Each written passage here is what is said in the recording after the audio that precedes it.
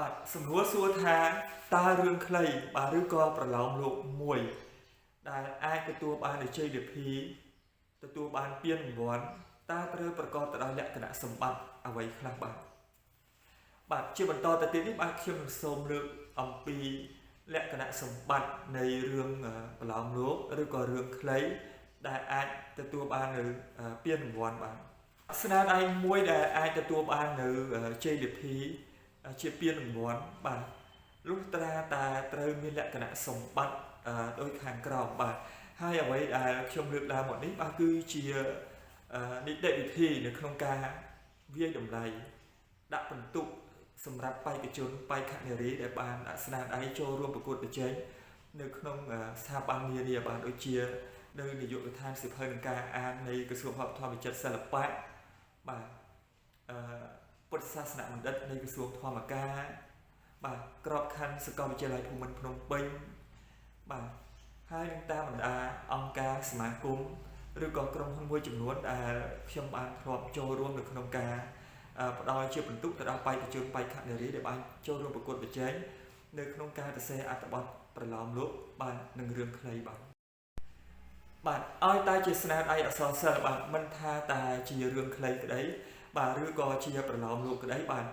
គឺត្រូវតែមានលក្ខណៈចំណុចសំខាន់3ដែលយើងត្រូវយកមកធ្វើជាគោលវិនិច្ឆ័យបាទទី1គឺផ្នែកអត្ថន័យទី2គឺផ្នែកអត្ថរូបទី3គឺផ្នែកអត្ថរស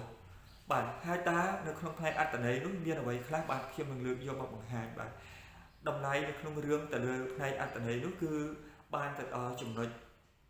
សិលធម៌គុណធម៌សច្ចធម៌តើក្នុងស្នាដៃរបស់យើងបាទបេក្ខជនបាទនៅពេលដែលគាត់សរសេរចប់ទៅបាទបេក្ខជនត្រូវសួរខ្លួនឯងថាតើនៅក្នុងស្នាដៃរបស់ខ្លួនមានបានបង្កប់នៅតម្លៃសិលធម៌របស់តួអង្គគុណធម៌របស់តួអង្គនិងសច្ចធម៌របស់តួអង្គដែរឬទេបាទប្រសិនបើនៅក្នុងស្នាដៃរឿងពុំទាន់មានទេដូច្នេះត្រូវខិតខំបង្កើតស្នាដៃរបស់ខ្លួនបាទធ្វើយ៉ាងម៉េចឲ្យអ្នកអានបន្ទាប់ពីបានអានចប់ទៅបាទគាត់មើលឃើញពីតម្លៃសិលធម៌គុណធម៌និងសច្ចធម៌នៅក្នុងនោះបាទនេះគឺផ្នែកអត្ថរសតាក់ទងជាមួយនឹងសិលវិធីរបស់អ្នកនិពន្ធផ្ទាល់តែម្ដងបាទថាតើអ្នកនិពន្ធបានប្រើប្រាស់វិធីសាស្ត្រអ្វីនៅក្នុងការសរសេរបាទជាការនិពន្ធបែបបុរសទី1ដែលប្រើពាក្យថាខ្ញុំឬក៏ជាការនិពន្ធបែបបុរសទី3បាទហើយការនិពន្ធរបស់គាត់មានលក្ខណៈជាការនិពន្ធមានទំនោរបែបណានៅក្នុងការតែងនិពន្ធបាទអ្នកខ្លះបានសរសេររឿងបែបទស្សនវិជ្ជាបាទអ្នកខ្លះសរសេររឿងបែបប្រវត្តិសាស្ត្រអ្នកខ្លះសរសេររឿងបែបបុរាណបាទឬក៏អ្នកខ្លះសរសេររឿងបែបចិត្តវិទ្យា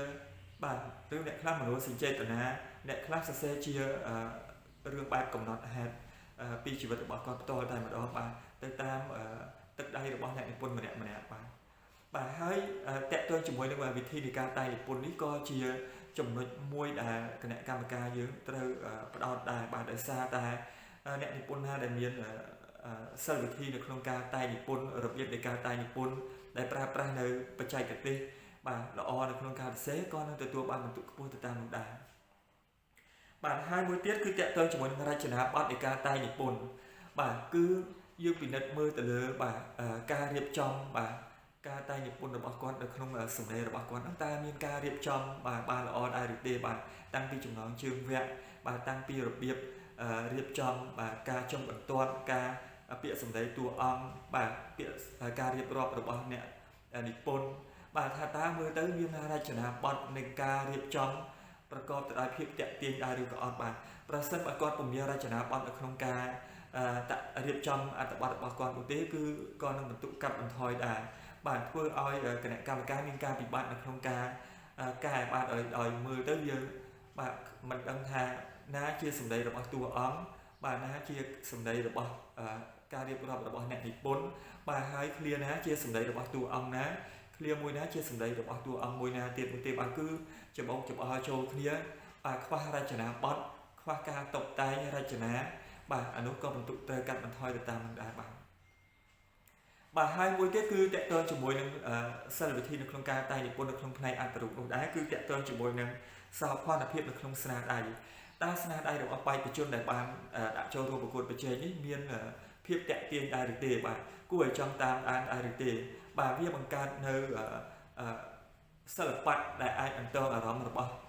អ្នកអានក៏ដូចជាគណៈកម្មការហ្នឹងឲ្យមានភាពរំភើបញាប់ញ័រសប្បាយរីករាយឬដែលគេនិយាយភាសាសាមញ្ញថាតើល្អមើលដែរឬទេគួរឲ្យតាក់ទាញដែរឬទេគួរឲ្យចង់តាមដានទៅដល់ទីបញ្ចប់ដែរឬក៏អត់បាទនេះគឺតាក់ទាញតាក់ទងជាមួយនឹងសោភ័ណនៅក្នុងស្នាដៃបានន័យថាជាសិល្បៈនៅក្នុងការសរសេរបង្កើតឲ្យមានសោភ័ណភាពបាទភាពឆ្ងាញ់របស់រឿងដែលធ្វើឲ្យគណៈកម្មការក្តីបាទក៏ដូចជាអ្នកអានក្តីបានមានការជក់ចិត្តដិតអារម្មណ៍ចង់តាមដានស្នាដៃរបស់គាត់ព្រោះថារឿងហ្នឹងវាល្អមើលបាទដូច្នេះបេក្ខជនដែលចូលរួមប្រកួតប្រជែងត្រូវសួរខ្លួនឯងថាតើខ្លួនឯងបានរៀបចំនៅចំណុចអស់ទាំងនោះឲ្យបានល្អប្រសើរហើយឬនៅបាទដូចជាវិធីនៃការតែងតើយើងតែងជារឿងបែបអីឲ្យបានច្បាស់លាស់បាទបើសិនជារឿងបុរាណឲ្យចំបុរាណបាទរឿងសម័យឲ្យចំសម័យបាទរឿងទស្សនវិជ្ជាបែបទស្សនវិជ្ជាបាទរឿងប្រវត្តិសាស្ត្រឲ្យចំប្រវត្តិសាស្ត្របាទរឿងបែបបុរសទី1ឲ្យចំបែបបុរសទី1ត្រូវប្រើពាក្យថាខ្ញុំបាទបើបុរសទី3ប្រើតួអង្គទី3បាទតួអង្គដាក់ឈ្មោះតួអង្គយកមកនិយាយបាទអញ្ចឹងជៀសវាងអ្នកនិពន្ធខ្លះច្រឡំបល់បាទតែសេរឿងបែបបុរសទី1ក៏ប៉ុន្តែជួនកាលរៀបរាប់ទៅជាសាច់រឿងបែបបុរសទី3បាទទៅវិញបាទន័យថាច្បងចូលគ្នាដូច្នេះក៏តកតទៅនេះគឺជាបច្ចេកទេសនៃការសរសេរក៏ទាញតម្លៃរបស់រឿងធ្លាក់ចុះហើយធ្វើឲ្យបេក្ខជនមិនទទួលបានជោគជ័យដែរបាទឥឡូវយើងបន្តមកដល់ចំណុចសំខាន់ទី3បាទគឺផ្នែកអត្ថរសបាទគឺជាផ្នែកមួយដ៏សំខាន់បាទគឺជាតម្លៃចុងក្រោយរបស់រឿងបាទហើយនៅក្នុងផ្នែកអត្ថរសនោះគឺយើងផ្ដោតទៅលើបាទដូចជាបាទតម្លៃអត្តសញ្ញាណជាតិតម្លៃពុទ្ធិនិងតម្លៃអប់រំជាតិនិងតម្លៃអភិវឌ្ឍបាទហើយនឹងតម្លៃចុងក្រោយគឺ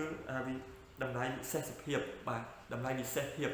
បាទបានន័យថាមាន4ចំណុចហ្នឹងបាទអញ្ចឹងបេក្ខជនបេក្ខនារីត្រូវសួរខ្លួនឯងថាបាទតើរឿងរបស់ខ្លួនមានចំណុចទាំង4នេះដែរហើយឬនៅបាននៅពេលដែលយើងបានអានរឿងរបស់យើងចប់យើងពន្លិចឲ្យឃើញចំណុចទាំង4នេះបាទប្រសិនបើរឿងរបស់បេក្ខជនបេក្ខនារីអានចប់ហើយបាទពន្លិចឲ្យឃើញចំណុចទាំង4នេះបាទគឺទទួលបានជោគជ័យបាទភាគច្រើនបាទគឺទី1តម្លៃអត្តសញ្ញាណជាតិតើរឿងរបស់បេក្ខជនបេក្ខនារីបានបង្ហាញអ្វីខ្លះដែលជាអត្តសញ្ញាណជាតិរបស់យើងបាទតាំងពីឈ្មោះតួអង្គបាទតាំងពីទីកន្លែងបាទដែលយើងរស់នៅបាទតាំងពីទំនៀមទម្លាប់ប្រពៃណីបាទសម្លៀកបំពាក់ជំនឿសាសនាសិលធម៌របៀបរបបរស់នៅបាទគឺសិតសឹងតែអាចបង្ហាញបានអំពីតម្លៃអត្តសញ្ញាណជាតិរបស់យើងបាទតម្លៃពុទ្ធិនិងតម្លៃអប់រំបាទតើរឿងរបស់យើងបន្ទាប់ពីបានអានចប់ទៅតើបានផ្ដល់ជាគំនិតបាទចំណេះដឹងអ្វីខ្លះទៅដល់អ្នកអានបាទហើយបានផ្ដល់នូវការអប់រំធ្វើឲ្យមានការប្រែប្រួលនៃអរិយាប័ត្រពីមិនល្អទៅជាល្អយ៉ាងម៉េចខ្លះបាទកែប្រែនៅចំណុចអវិជ្ជមានយ៉ាងម៉េចខ្លះរបស់តួអង្គនៅក្នុងរឿងដែលអាចឲ្យអ្នកអានយកទៅធ្វើជាគំរូបានបាទនឹងជាតម្លៃអប់រំបាទធ្វើឲ្យមានការប្រែប្រួលអរិយាប័ត្របាទហើយមួយទៀតគឺ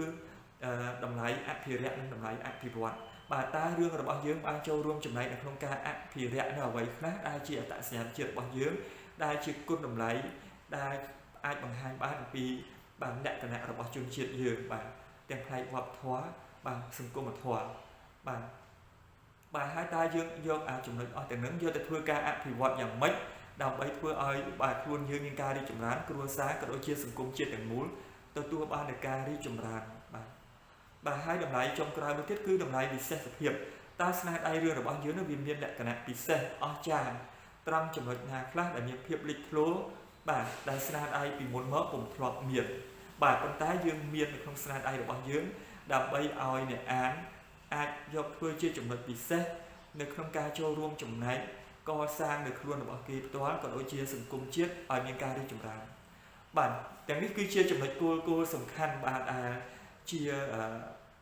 បាទចាត់នីតិវិធីបាទនៅក្នុងការផ្ដល់ពិន្ទុទៅដល់បេក្ខជនបេក្ខនារីដែលបានដាក់ស្នាដៃចូលរួមប្រកួតប្រជែងមិនថាជារឿងខ្លីឬក៏ជាប្រឡោមលោកបាទហើយនីតិវិធីនេះគឺត្រូវបានប្រើប្រាស់នៅច្រើនស្ថាប័នបាទមិនថានៅក្នុងវិស័យរដ្ឋឬក៏ឯកជនបាទហើយទទួលបាននូវភាពសុក្រិតបាទចំពោះបេក្ខជនឲ្យពុំមានភាពលំអៀងបាទសូមអរគុណបាទចំពោះការតាមដាននៃទស្សនាវីដេអូមួយនេះបាទសូមគោរពជូនពរបាទពុកម៉ែបងប្អូនកូនក្មួយទាំងអស់បាទជាពិសេសបាទបងប្អូននិស្សិតបេក្ខជនបេក្ខនារីដែលបានដាក់ស្នាដៃចូលរួមប្រកួត បាទចាត់នីតិវិធីបាននៅក្នុងការផ្ដល់បន្ទុកទៅដល់បេក្ខជនបេក្ខនារីដែលបានដាក់ស្នាដៃចូលរួមប្រកួតប្រជែងមិនថាជារឿងខ្លីឬក៏ជាប្រឡោមលោកបាទហើយនីតិវិធីនេះគឺត្រូវបានប្រើប្រាស់នៅច្រើនស្ថាប័នបាទមិនថានៅក្នុងវិស័យរដ្ឋឬក៏ឯកជនបាទហើយទទួលបាននូវភាពសុក្រិតបាទចំពោះបេក្ខជនដោយពុំមានភាពលំអៀងបាទសូមអរគុណបាទចំពោះការតាមដាននៃទស្សនាវីដេអូមួយនេះបាទសូមគោរពជូនពរបាទពុកម៉ែបងប្អូនកូនក្មួយទាំងអស់បាទជាពិសេសបាទបងប្អូននិស្សិតបេក្ខជនបេក្ខនារីដែលបានដាក់ស្នាដៃចូលរួមប្រកួតប្រជែងបាទទទួលបាននូវចំណេះដឹងអាចការចែករំលែកនេះបាទហើយយកទៅធ្វើការសិក្សារៀនសូត្របាទនឹងផ្លាស់ប្ដូរនៅចំណុចបាទខ្វះខាតរបស់ខ្លួនបាទដោះខាត់នៅសមត្ថភាពខ្លួនឯងបន្ថែមទៀតបាទធ្វើយ៉ាងម៉េចដើម្បីឲ្យស្នាដៃរបស់ខ្លួនបាទកាន់តែមានភាពល្អប្រសើរឡើងដើម្បីទទួលបាននូវភាពជោគជ័យបាទនៅក្នុងអាជីពជាអ្នកនិពន្ធនេះបាទសម្រាប់ពេលនេះបាទសូមអរគុណសូមជម្រាបលាបាទ